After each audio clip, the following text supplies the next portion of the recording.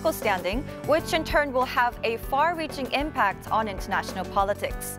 On today's episode, we'll discuss possible outcomes of the US midterm elections and their implications on the Korean Peninsula. Here is what we have for you today.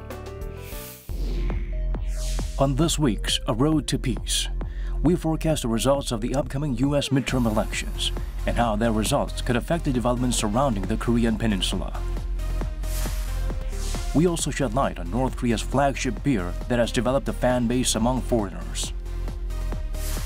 Lastly, we take a look at North Korean news coverage on a food factory producing fruit wines. For today's discussion, we're joined by Dr. Kim Chang-su, Research Fellow Emeritus at the Korea Institute for Defense Analyses. Welcome back to the program, Dr. Kim. Thank you, and it's good to be with you again. Me too. Thank you. So the U.S. has unique elections, also known as the midterm elections. Can you tell us more about this for our viewers and what purpose it serves? So every 4 years, we have a presidency election in the United States, and also governors and the senators are elected. But we call it off-year elections. But this year is an off-year election, as a matter of fact. So we call it midterm elections between the two presidency elections, 2016 and 2018. Right. So this is a midterm election year, and we're going to select both the Republicans and Democratic senators and House of Representatives and governors, and also many important posts, even the dog catchers, we say. So this is a very election year, and you're going to see the result pretty soon. But pollsters are pretty close in predicting who's going to be the winner in the midterm elections. As the record shows, for the last 50, 70 years, the United States has accumulated very serious and very delicate data of electoral behavior in the United States. Sometimes there are tremendous level of political apathy. But I think the trend has been reversed, because there is a tremendous political interest in the United States. Partly thanks to Mr. Trump, because he raised so many questions, so many rhetorical questions. So it is really up for grabs election this year again. So many people are predicting who's going to be the majority in the House and also in the Senate. So we're going to see the result pretty soon, because if you look at the pollsters, they're pretty good. They developed over the years like very, very delicate models to predict with tremendous, precisions. So we'll see, and it will have a tremendous impact not only in South Korea, but United States, but worldwide on the global level. And it'll also show us how happy and satisfied the Americans are with the Trump administration and President Donald Trump himself. Then can you tell us more about the significance? I mean, why are so many people interested in this particular set of elections? Because midterm election is regarded as a kind of referendum for the incumbent presidents, incumbent senators, and incumbent representatives, or even the incumbent governors. So this shows that how well they have been over the last 2 years, for example. If the president has a tremendous performance as the president, and for example, like if many people believe if they are well off compared to what it was 2 years ago, this is the most important prime indicators. Who are you going to vote for? If you feel better off economically, the chances are they're going to vote for the incumbent party, incumbent president. But this time, one of the prime indicators of the United States, U.S. economy is pretty well these days. So chances are pretty good. If you look at the economic performances, chances are pretty good that Republicans will gain the majority again. But there are so many other issues, very splitting issues, very democratic issues, trade with China, for example, and also immigration issues, and so many mass killings, so many socioeconomic issues in the United States. So how these various issues will impact the potential voters, nobody knows for sure, but the United States has developed very sophisticated models to predict using all these variables and factors into one big equation. And they've done a tremendous job over the last 70 years. And again, we are going to predict with certain kind of precision that my prediction is it will be a Democratic House and Republican Senate with the presidency at the helm, of course. So there are so many conflicting issues, so we have to. This is really up for grabs for this, particularly for the House of Representatives. Then if your predictions were to come true, how will it impact the Trump administration and its policies for America and international politics? If elections are held today, and as many pollsters and experts predict, if there will be a Democratic House, Republican Senate, maybe the Democrats will file a impeachment against Mr. Trump because there is so many things. They were very angered by many rhetorics and words by Mr. Trump. So the chances are not so bad that Democrats may file a kind of impeachment against Trump in the Senate, in the House, of course. But that motion has to be passed by a 2/3 majority in the Senate, which will be very difficult. So, but by the fact that there has been a file of kind of impeachment against Trump will have some impact, negative impact definitely on Mr. Trump and his behavior, his foreign policy towards money, because he raised so many questions, not only with North Korea, but also with the Russian Federation and European Union as well. And after the elections, he's going to travel to G20 meetings. And also there will be meetings with Mr. Trump and Mr. Xi Jinping and Mr. Putin as well.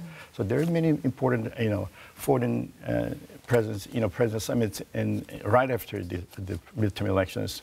So that's why we have tremendous interest in the outcome of the midterm elections this time.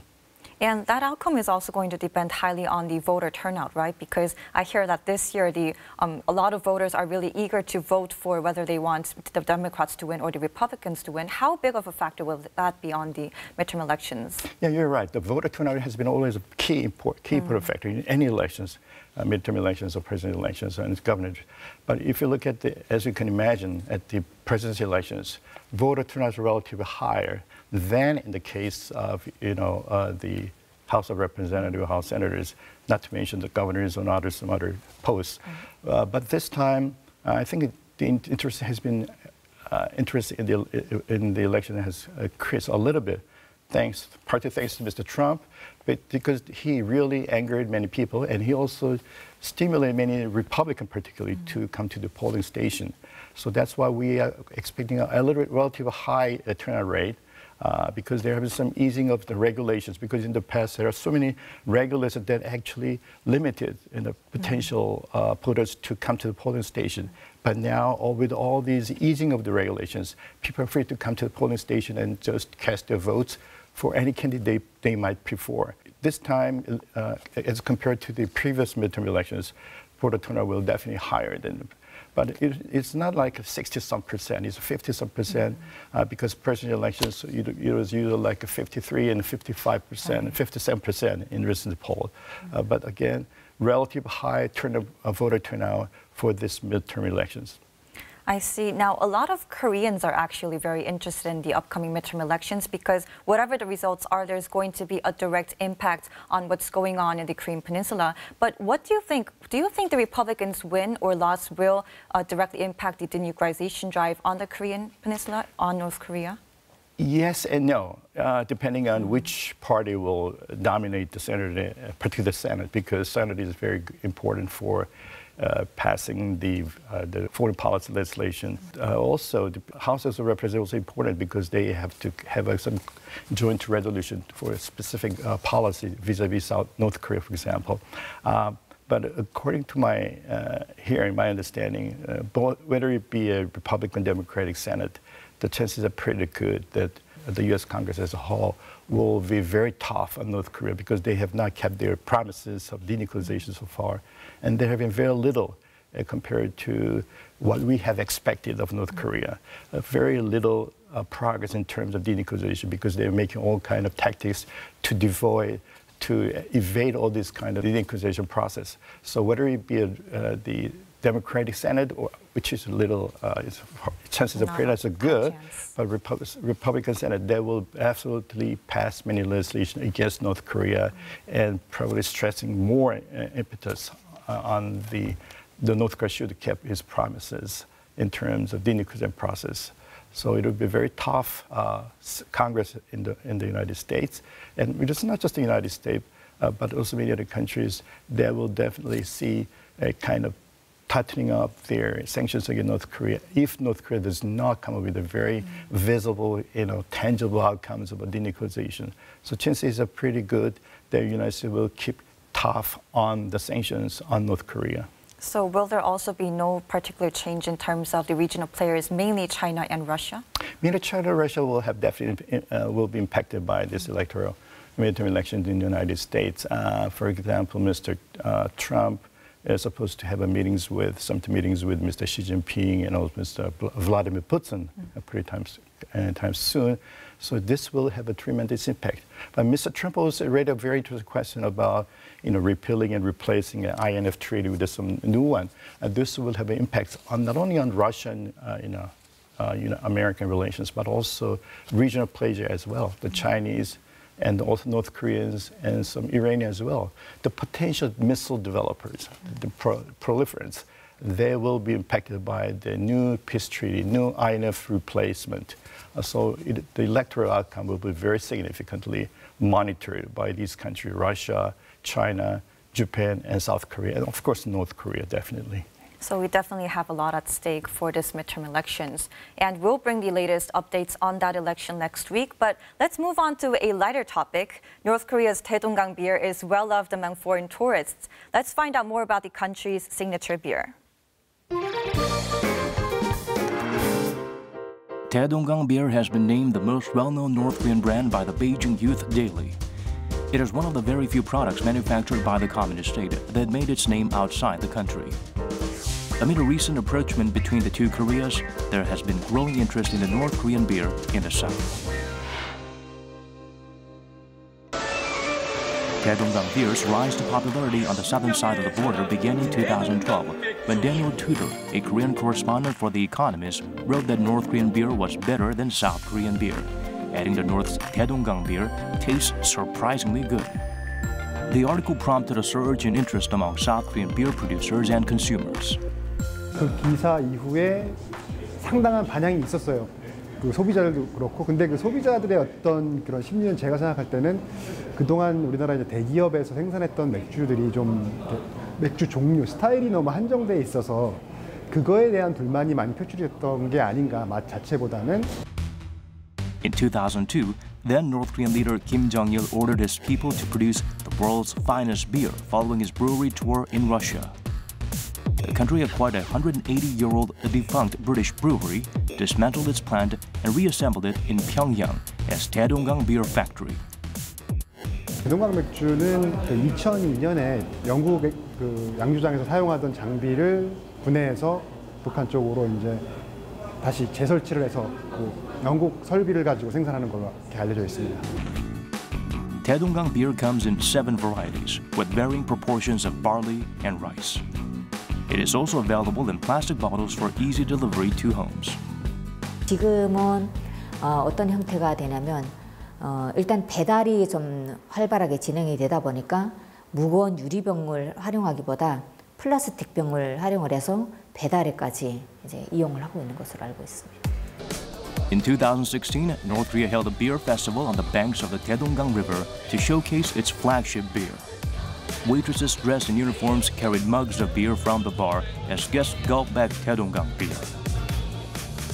아주 쫑하고 시원하고 감칠맛이 있고 단맛감도 있고 세계적으로 우리 대동강 맥주만큼 맛있는 맥주가 있을 것 같지 않습니다. Fried chicken was also on sale to go with the beer.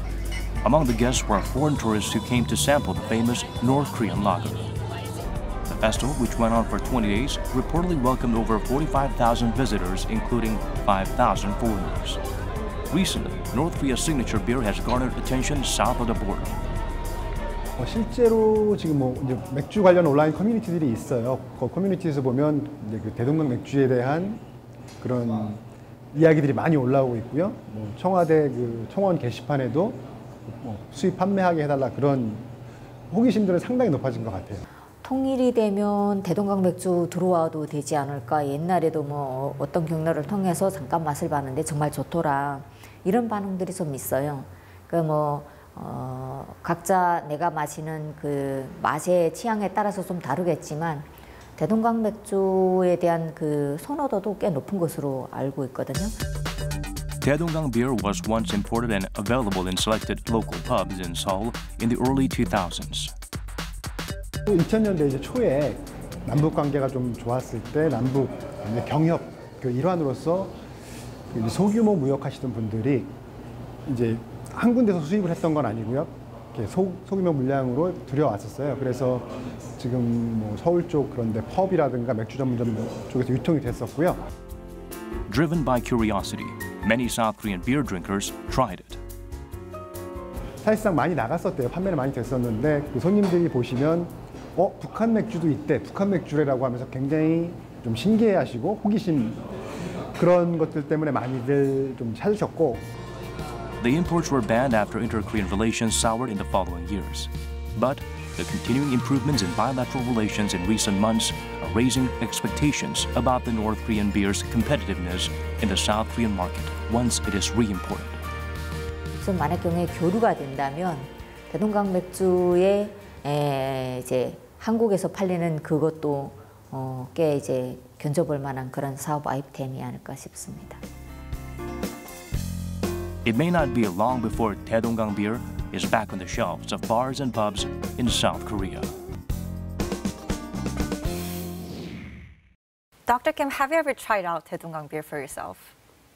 Yes, I'm You not have? a big drinker, but when I visited Shanghai, Beijing, and Vladivostok, there are some North Korean restaurants, and they serve North Korean beer, 대동강맥주. And my colleagues at the time they tried some, out of curiosity, of course, tried some 대동강 beer, and they said it's not bad, it's good. Maybe this was kind of their fantasy about everything North Korea, Pyongyang particularly, 대동강. It must be a very clean and not polluted. So this is kind of a fantasy that this must be very good. But I don't know. I couldn't tell the difference between any other beers. We have so many imported beers from America, US, Japan, all over the world. and Dutch, and Irish, and all over the world. And Chinese, of course. Yes. Right. I'd also like to try out for myself. And I heard that North Koreans are actually enjoying beer after work a lot these days. And this is actually different from the past. I think North Korea is becoming more vibrant, more livelier than before. What do you think is driving this change? I think it's true because even though North Korea is under serious economic sanctions by the United States Security Council and also many other countries, there are some signs that they are economically better off, thanks to the local markets, which numbers maybe 486 or something. Right. So these kind of small but local markets are thriving, and they are living better off than before. So chances are they're going to enjoy their pastime using all kind of drinks, and they like to go out and eat and drink. So that's why they develop some taste for beers and eateries. This is something that North Koreans are well deserve to enjoy this kind of freedom of eating and drinking after so much, arduous time. This is exactly the policy of Mr. Kim Jong-un, that they have to allow its residents to enjoy their freedom because they have suffered so long for defending against hostile countries like the United States, South Korea. So this is as a matter of policy, they encourage North Korea to go out and eat and drink, particularly the Taedonggang beer, and also, Pyongyang naengmyeon, for example. But there's even a petition signed to the South Korean presidential office demanding for the import of Taedonggang beer. Do you think this will be possible?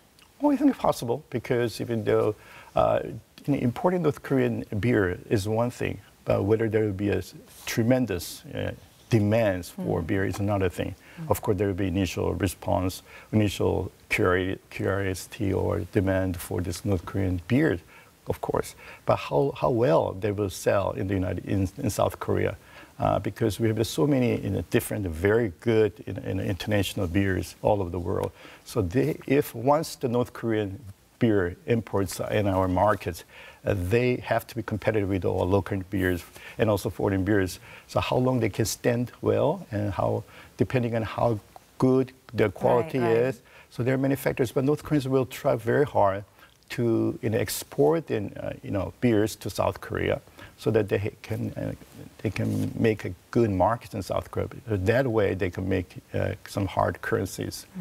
So there will be a demand initially, of course, but I don't know whether that kind of demand will last. How long? I don't know. Well, I'll definitely be looking forward to the import of North Korean beer. But apparently there's much more to North Korean drinks than beer. This week's selected clips from the country's KCTV feature fruit wine made from Korean wild grapes and mountain berries. Let's take a look. 세계적 추세로 되고 있는 산열매를 이용한 이 산과일 가공 제품들이 바로 창성 식료공장 제품들이라는 이야기는 우리의 취재길을 이 공장으로 재촉했습니다.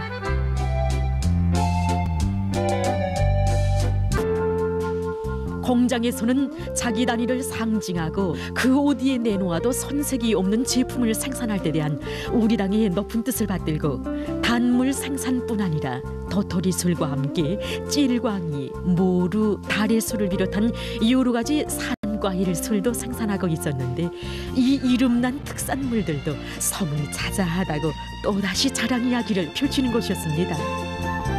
네, 공장에서는 모루술과 다래술을 지금 발효주로 하고 있는데 그 주종은 16%로 하고 있습니다. 그래서 다래로 하게 되면 현재는 지금까지 알려진 데만 해도 비타민이 가장 많은 과일 중에 왕으로 지금 표현되고 있습니다. 그래서 모류에도 이와 같은 영양 성분들이 또 사람의 성장과 발육에 필요 있는 이런 미량원소들이 많은 것으로 해서 영양 물질이 많은 이런 음료 제품이기 때문에 수요자가 늘어나고 있습니다. 오늘날 천연식품에 대한 사람들의 관심은 더욱 높아가고 있습니다. 그래서 창성 식료공장에서는 산과일 가공에서 패권을 쥐어야 한다고 하신 위대한 장군님의 현지 교실을 높이 받들고 음료 제품들뿐만이 아니라 각종 단조림과 단조림, 단무를 비롯한 제품들도 생산해내고 있다고 합니다. The video talks about a global trend and says that the products are on par with any other products in the other parts of the world. Do you think that North Korea is trying to maybe imply that it wants to export the locally made beverages to other countries? I think they will drive to sell these products, you know, whether it be berry wines and all kind of. They have very strange liquors, as a matter of fact, which is quite different from our taste. But they have been, you know, exporting and selling these products in the past, of course. When you visit, for example, Kumgangsan Mountain a couple of years ago, many Korean tourists used to buy these products in the market. But now they're going to improve their quality because they want to be a very competitive kind of liquors worldwide.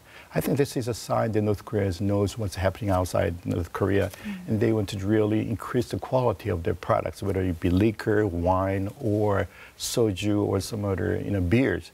That's a good sign because North Korea should be competitive. Otherwise, they cannot survive a very harsh world outside North Korea. Definitely. So I think the quality will definitely improve, and because by improving the quality, they know they're going to sell much better than before, and which in turn means they're going to make much more profit out of these products. So they will definitely improve their quality and maybe also mass product these high quality, you know, beverages worldwide, because initially there will be a tremendous demand for this kind of very strange, you know, products from North Korea. So are they trying to slowly prepare for post-sanctions North Korea? Post-sanctions, I don't know, because sanctions will pretty last longer than we expected, because if there is a very little progress in terms of denuclearization of the North Korean leadership, the sanctions will be in place for many years to come, even though they might be talking about the easing and even lifting of these sanctions worldwide, but definitely there will be some sanctions on North Korea. But I think, you know, South Korea and China and Russia also talk about easing these sanctions because North Koreans living has been, because the people, North Korean residents, are living in a very poor conditions out because of these kind of sanctions imposed on them.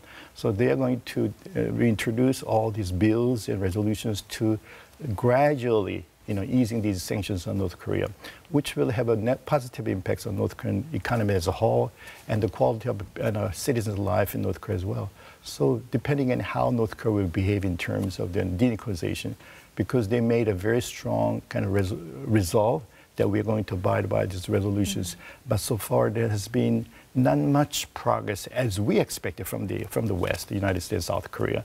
So if North Korea really pushes up a little bit to push hard for the denuclearization efforts, then there will be a kind of demand for these North Korean products. I was actually hoping to bring some of those beverages here to our program, but it looks like it's not going to happen in the near future. Oh, I don't know. That's very unfortunate. But Dr. Kim, thank you so much for sharing your insights with us today. My pleasure. Thank you. A very indulging topic we had today. I'm sure many Koreans are hoping that one day we may be able to enjoy Taedonggang beer with South Korea's signature fried chicken on the banks of the Hangang River. Keeping our fingers crossed, we'll wrap up today's show. Thanks for watching, and we'll see you next week.